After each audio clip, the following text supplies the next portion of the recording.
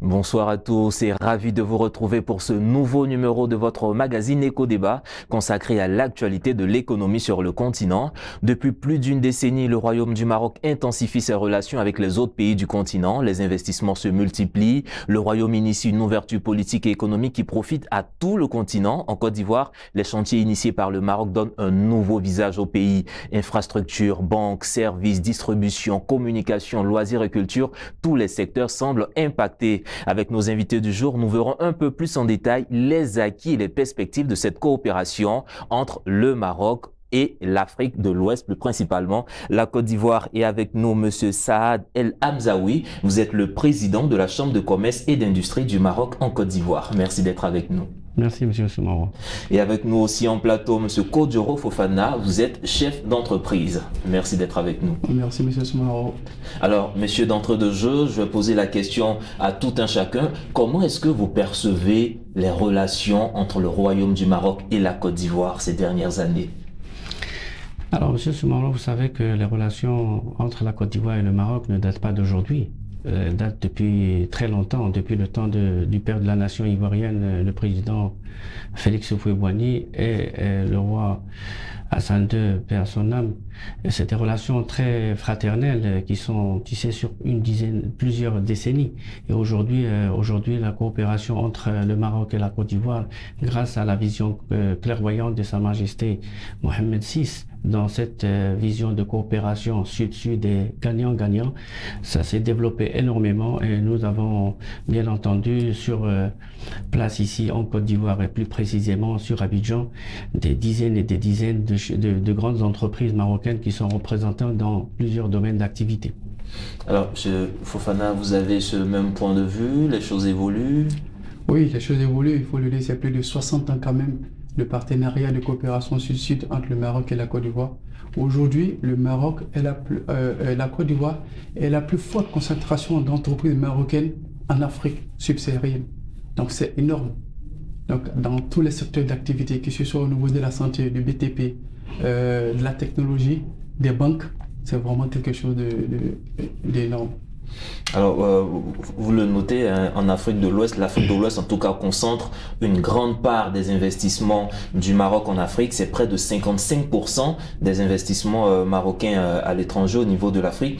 Mais justement, vous qui êtes des acteurs clés de l'économie, dans quel secteur est-ce qu'on peut percevoir cet engagement du Maroc? Quels sont les secteurs qui sont les plus ciblés dans ces échanges? Alors, Monsieur Soumaro, vous savez que le Maroc est le troisième pays investisseur dans le secteur privé en Côte d'Ivoire, avec plus de 313 millions d'euros investis depuis 2013. Aujourd'hui, le Maroc est présent. L'expertise marocaine est présente en Côte d'Ivoire dans plusieurs domaines d'activité.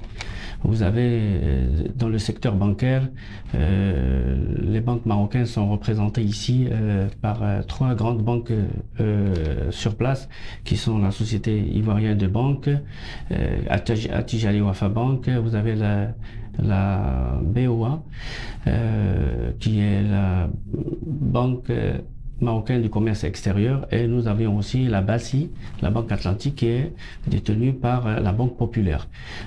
Dans ce domaine d'activité, je pense que le Maroc est leader dans ce domaine d'investissement bancaire. On a aussi des acteurs dans le domaine de l'assurance.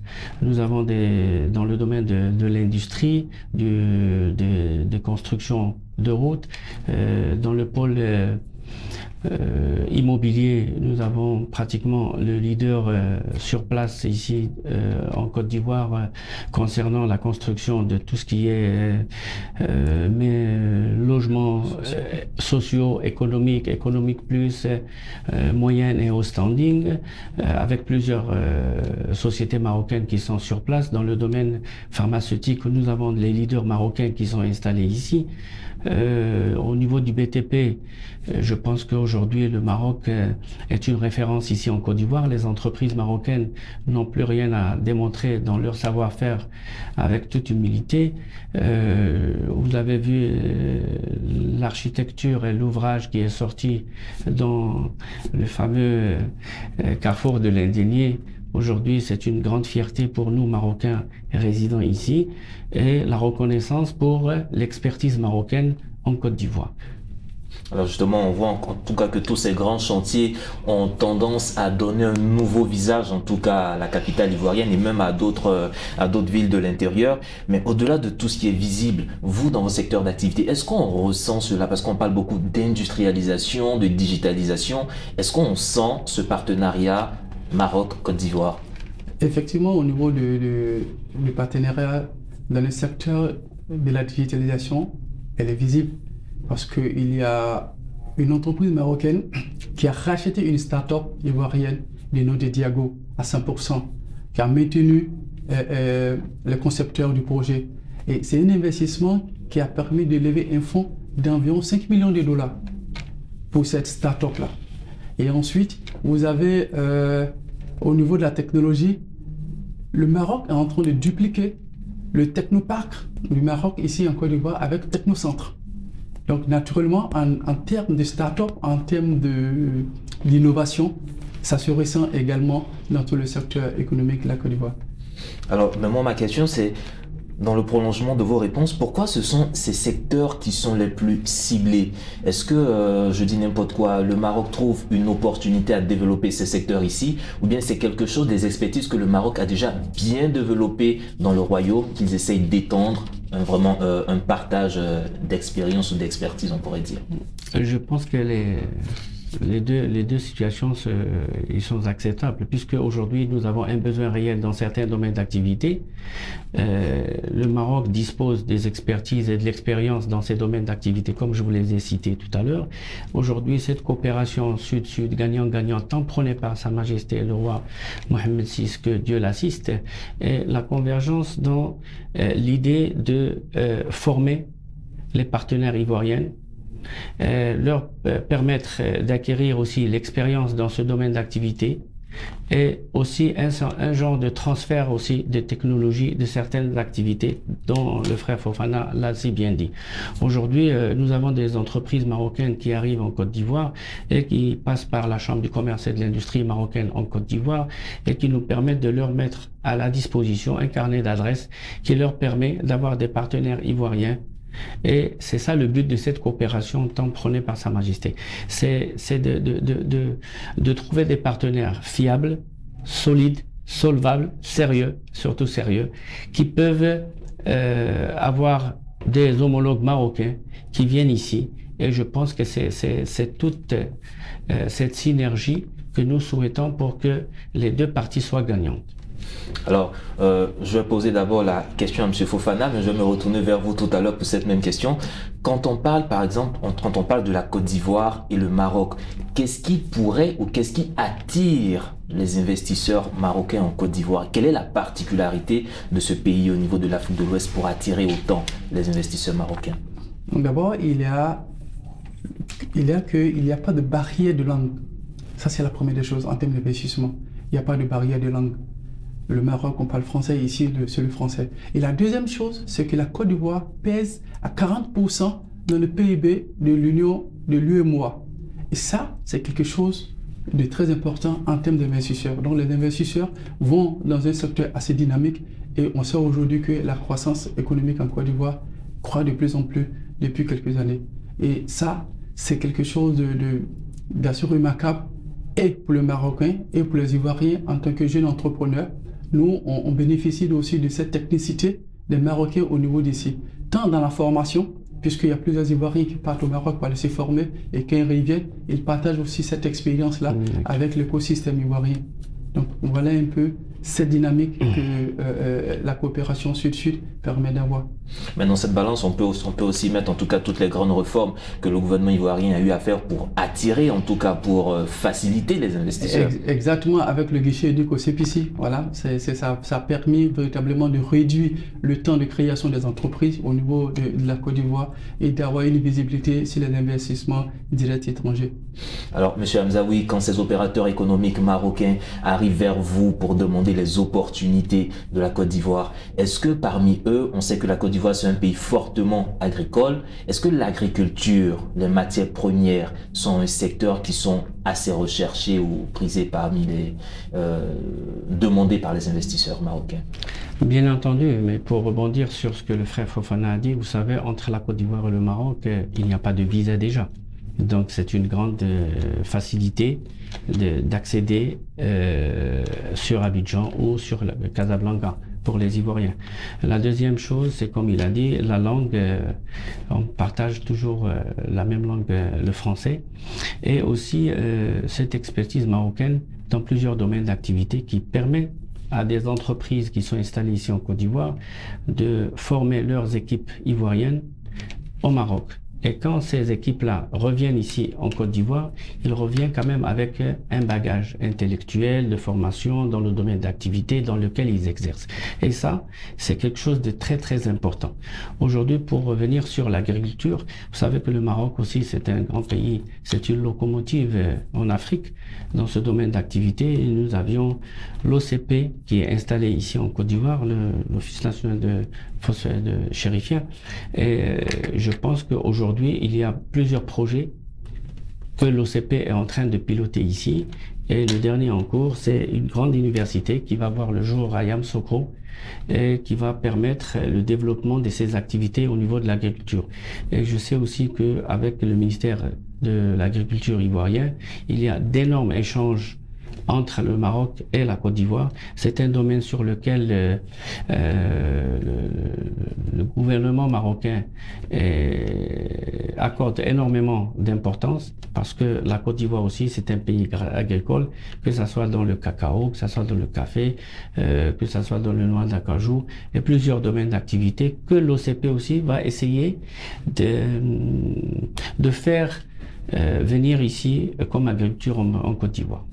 Et on a vu il y a eu quelques années, il y a quelques temps, un forum économique Maroc-Côte d'Ivoire. Quelles sont les premières retombées ou quelles sont les retombées de ces échanges et est-ce qu'on doit s'attendre à encore de prochains forums économiques Maroc-Côte d'Ivoire? Je pense que d'abord les premières retombées, c'est le fait qu'on ait des entreprises ivoiriennes qui arrivent à accéder aussi à des marchés marocains et comprendre que c'est le même écosystème et que nous sommes en train de travailler pour cette même Afrique. Nous, aujourd'hui, on a des entreprises, des jeunes Ivoiriens, des Ivoiriens qui sont installés au Maroc avec des entreprises de droit marocain, déjà, avec des organisations également, des ONG qui vivent au Maroc, qui essaient de cadrer tous ces migrants, tous nos frères ivoiriens qui arrivent pour les accueillir, les former en termes de leadership, en termes d'entrepreneuriat également. Donc je pense que ça fait partie des réformes, des résolutions qu'on a eu à avoir à partir de ce forum économique. Vous étiez acteur de ce forum économique, quelles sont les premières retombées et est-ce qu'on doit s'attendre à de prochains forums économiques? Aujourd'hui, bien entendu, il y a des retombées. Comme mon frère Fofana l'a dit, aujourd'hui, nous, notre souhait, c'est qu'il y ait des entreprises ivoiriennes qui partent s'installer aussi au Maroc et qui peut faire du business. Et ça, c'est notre rôle aussi au niveau de la Chambre du commerce et de l'industrie marocaine en Côte d'Ivoire, c'est le fait de créer ce courant d'affaires entre les Ivoiriens et les Marocains dans les deux sens, que ça soit Casa-Abidjan, mais il faut que l'axe aussi Abidjan-Casa. Et maintenant, je vous ai dit qu'aujourd'hui, dans notre Sahara marocain, au niveau de la région de Dakhla, il y a des grandes opportunités que nous avions communiquées aux opérateurs ivoiriens marocains qui sont installés, qui souhaitent plutôt s'installer dans notre Sahara et plus précisément dans la région de Dakhla, Oued Dahab. Il y a d'énormes opportunités qui sont offertes à ces derniers dans plusieurs domaines d'activité au niveau de la pêche, de l'industrie, du stockage, de l'industrie, des produits pharmaceutiques. Aujourd'hui, on a d'énormes potentialités au niveau de Dakhla et d'autres Sahara marocains. C'est des opportunités qui vont être offertes à tous les opérateurs économiques ivoiriens qui souhaitent s'installer avec d'énormes avantages fiscaux que le gouvernement marocain est prêt à consentir pour aider ces investisseurs à venir investir au Maroc. Et ça, je pense que c'est la clairvoyance et le leadership de Sa Majesté le roi Mohamed VI, que Dieu l'assiste. Justement, ma prochaine question, c'était dans ce sens-là. Aujourd'hui, la vision du roi Mohamed VI pour l'Afrique porte bien ses fruits. Qu'est-ce qui, au-delà de tout ce qu'on vient d'entendre, qu'est-ce qui motive l'initiative marocaine en Afrique de l'Ouest? Vous savez, M. Soumaoro, cette clairvoyance de Sa Majesté a eu depuis plusieurs décennies, mais plutôt ces 10 dernières années. Je pense que les Africains se sont regardés dans les yeux et ils se sont dit que notre bonheur et notre réussite ne viendra que de nous-mêmes, de notre union, de notre solidarité. Et c'est de là est partie cette coopération sud-sud, parce que en matière d'infrastructure, en matière du potentiel de ressources humaines, aujourd'hui l'Afrique n'a rien à envier aux autres continents. Nous avons des grands chercheurs partout dans le monde. On a des très grands chercheurs marocains qui travaillent qui travaillent aux États-Unis, partout dans le monde, qui sont reconnus. Donc aujourd'hui, c'est cette vision, c'est ce partage que Sa Majesté le roi Mohammed VI, que Dieu l'assiste, souhaite pour l'Afrique. Et le développement, la réussite ne viendra que de nous-mêmes, de notre solidarité et de se faire confiance mutuellement afin qu'on puisse progresser dans tous les domaines d'activité. Progresser dans tous les domaines d'activité, confiance, mais une fois que Sa Majesté le Roi, dans sa clairvoyance, met toutes ces initiatives en place, est-ce qu'aujourd'hui on peut dire que les opérateurs économiques ivoiriens arrivent à saisir cette opportunité? Oui, je vais dire qu'aujourd'hui, il faut reconnaître que le roi Mohamed VI, que Dieu l'assiste, a eu une vraie vision. Cette vision de partenariat sud-sud est vraiment quelque chose d'énorme. Nous, en tant que jeunes Africains, et lorsqu'on voit cette démarche stratégique que le Maroc est en train de mener, c'est quelque chose d'essentiel. Tout à l'heure, le président de la Chambre l'a dit. L'Afrique a toutes les ressources humaines et naturelles pour atteindre son développement. Nous avons tout. Donc aujourd'hui, les jeunes Ivoiriens peuvent vraiment saisir cette opportunité, même si elles ne le voient pas encore aujourd'hui. Parce que l'idée, c'est quoi? C'est que les Ivoiriens, on a tendance très souvent à aller vers les pays de l'Occident. On regarde de l'autre côté de l'Atlantique, pendant que, ici, au sud, ici, nous avons ces opportunités-là. C'est pour dire aux jeunes Ivoiriens, regardez du côté du Maroc aujourd'hui. Il y a des possibilités, que ce soit dans l'agriculture, que ce soit dans l'industrie, que ce soit aujourd'hui avec les startups. L'écosystème des startups au Maroc aujourd'hui nous prouve que les Ivoiriens peuvent avoir de bons partenariats avec l'écosystème des startups marocains pour évoluer. Donc il faut pouvoir se réorienter naturellement. Et en Côte d'Ivoire, très souvent, au lieu de regarder la perspective qu'offrent ces pays-là en termes d'opportunités, très souvent, en tant que jeunes, on est assis chez nous au quartier et on se plaint, le pays est vendu, de tout. Et ça, c'est des choses qui ne sont pas assez intéressantes. Il faut voir l'opportunité. Il faut voir l'opportunité. Il y a une vraie opportunité dans cette coopération sud-sud avec le Maroc.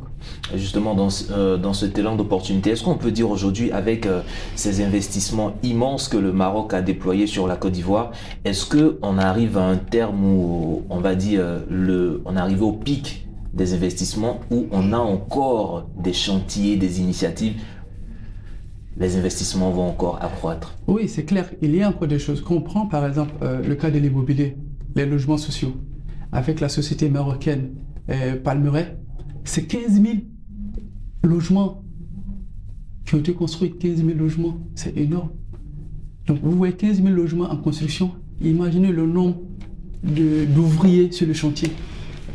Donc ça crée encore beaucoup plus d'emplois. Donc vous avez la société CIMAF.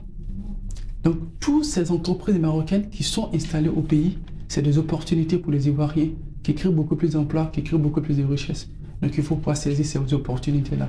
Avoir le regard tourné vers le Maroc avec cette coopération sud-sud, c'est très bénéfique pour les Ivoiriens. Alors M. Hamzaoui, je me retourne encore vers vous. On a vu toutes ces opportunités. Est-ce que des premiers résultats qu'on a de cette décennie, vous avez l'écho de certains opérateurs économiques encore au Maroc qui sont prêts ou motivés davantage à venir investir davantage en Côte d'Ivoire? Effectivement, vous savez, la destination Abidjan, Abidjan, c'est un hub de l'Afrique de l'Ouest. Et aujourd'hui, pour les grandes entreprises marocaines, ne pas être sur Abidjan, est assimilée pratiquement à une faute professionnelle en quelque sorte. Et nous vendons aussi cette destination. Comme M. Fofana l'a dit, aujourd'hui dans le domaine immobilier, nous avons des très grandes entreprises marocaines et le leader c'est le groupe Ad-Doha qui construit des milliers et des milliers de logements économiques et qui investit dans l'acquisition du foncier pour développer aussi d'autres activités telles que l'économique plus, le standing. Et ça, c'est la demande, elle est là. Et le groupe Ad-Doha aussi est là avec des partenaires qui sont des Ivoiriens qui exécutent ces travaux-là avec des autres compagnies marocaines. Et je pense que, comme il l'a si bien dit, c'est des opportunités qui sont offertes aussi, des offres d'emploi, des possibilités d'avoir une certaine pérennité de l'emploi vu l'engagement sur lequel les entreprises marocaines s'inscrivent. Aujourd'hui, on a plusieurs domaines, dans plusieurs domaines d'activité. Dans l'industrie, nous avons toujours des appels et des demandes d'entreprises, de groupes marocains qui souhaitent venir s'installer. Et nous les encourageons à venir s'installer parce qu'aujourd'hui, la Côte d'Ivoire, comme vous le voyez, c'est la locomotive de l'Afrique de l'Ouest. Et comme on le dit, les routes, les banques précèdent le développement. Et aujourd'hui, avec la vision du président Alassane, je pense que toutes les dispositions sont prises afin qu'un opérateur économique s'installe en Côte d'Ivoire. Donc, partant de cela, je pense qu'il y a encore de belles opportunités à saisir pour venir s'installer en Côte d'Ivoire et développer son business. Et il y a quelques jours, j'ai reçu un jeune Ivoirien qui réside à Rabat et qui a une entreprise de transport entre le Maroc et la Côte d'Ivoire. Et j'étais épaté par la présentation de sa structure et je lui ai promis que nous allons le soutenir et effectivement nous l'avons mis en contact avec plusieurs opérateurs marocains qui souhaitent faire du transport de marchandises par voie terrestre et c'est un jeune Ivoirien que nous avons énormément apprécié et nous allons le soutenir. Vous allez le soutenir, nous espérons que cela portera en tout cas des fruits pour une Afrique qui gagne. Messieurs, nous arrivons pratiquement au terme de cette émission. Si vous avez un mot de fin, un espoir ou un appel à l'occasion en tout cas aussi de tout ce qui se fait actuellement, quel serait cet appel pour la relation Côte d'Ivoire-Maroc? Le mot de fin, c'est je voudrais souhaiter une très bonne fête de trône à Sa Majesté le roi Mohamed VI, que Dieu l'assiste et qu'il nous le garde en bonne santé sur le Maroc et pour tout le continent africain. Avec sa vision de ce partenariat sud-sud et que tous les peuples soient unis fraternellement pour avoir du développement pour leur population. Merci M. Hamzaoui, M. Fofana, votre mot de fin, votre espoir pour cette coopération sud-sud. Mon espoir pour la coopération sud-sud, moi j'ai confiance au président Alassane Ouattara qui a compris très tôt cette coopération sud-sud. Vous avez vu que les échanges commerciaux entre le Maroc et la Côte d'Ivoire ont évolué depuis 2015 à hauteur d'environ de 200 millions de dollars déjà. C'est beaucoup, c'est énorme, qui était à 80 millions de dollars en 2010. Donc on a beaucoup d'espoir sur ce partenariat sud-sud entre la Côte d'Ivoire et le Maroc. Et je souhaiterais véritablement inviter ici sur ce plateau le Maroc au salon des téléphones et applications mobiles, qui est un outil de développement qui concerne véritablement l'Afrique, voilà, à participer effectivement à ce salon. Donc, pour maintenir encore davantage cette coopération sud-sud avec le Maroc et la Côte d'Ivoire. Entre le Maroc et la Côte d'Ivoire, et on va le dire, c'est l'Afrique qui gagne. Messieurs, merci encore pour vos contributions. Merci infiniment. Mesdames et messieurs, c'est ici que s'achève cette émission, mais vous pourrez la retrouver sur notre site internet www.mediantv.com. Agréable suite au programme sur nos antennes.